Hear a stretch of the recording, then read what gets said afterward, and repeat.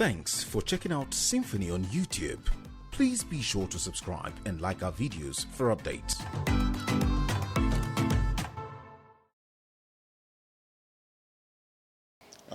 As a policeman that I always will be myself, to show support, to show concern, to join in condemning these acts of aggression visited on law-abiding people just doing their best to protect citizens of our country.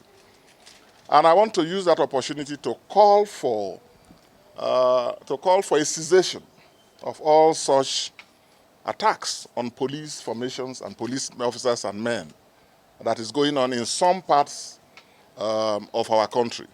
And to tell everybody that the police are not your problem. The police are not your enemies. Police officers and men are your brothers and sisters from across all parts of our country. I was also one of them. So I consider it as something that could have happened to me too in service. So I'm here, IG, to join you and your officers and men and the families that have been rendered without their breadwinners on account of what has happened.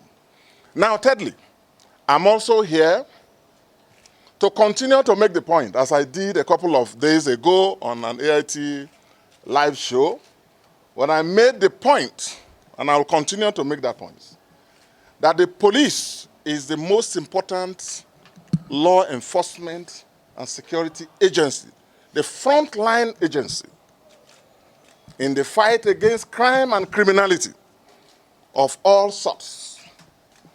And in any country where the police is undermined, where the police is neglected, where the police is not funded, where the police officers are not trained properly, where the police officers have no equipment to work with, where the police officers have low morale, in any such country, you can't have security.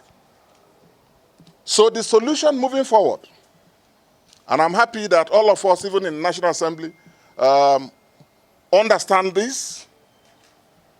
The police has to be properly taken care of. I know there are issues and discussions going on about devolution. But in whatever you do, you can't do without the National Police, led by the Inspector General of Police. Please wear a mask. So I want to use this opportunity to appreciate the IG and his officers and men for trying the best what they are doing in very difficult circumstances. But to also use this opportunity to remind our nation and all of us who are in leadership that the sooner we go back to funding of the police as it was in those days, the better for everybody. Because the police is the only organization that has presence in all our communities.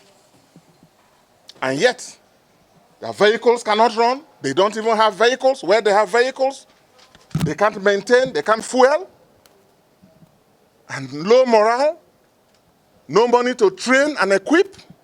You can't have security in a nation like that. So I believe that the police should occupy the front row once again. We have so disempowered the police. They keep carving out agencies from the police. Road safety from the police, drug law from the police, civil defense from police, EFCC, which ought to be the serious fraud office. Anyway, we're not quarreling about that.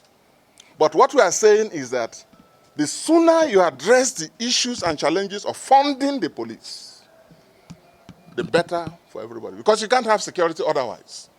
And I thank the IG and his officers for doing the much that the police is doing, even in very trying circumstances.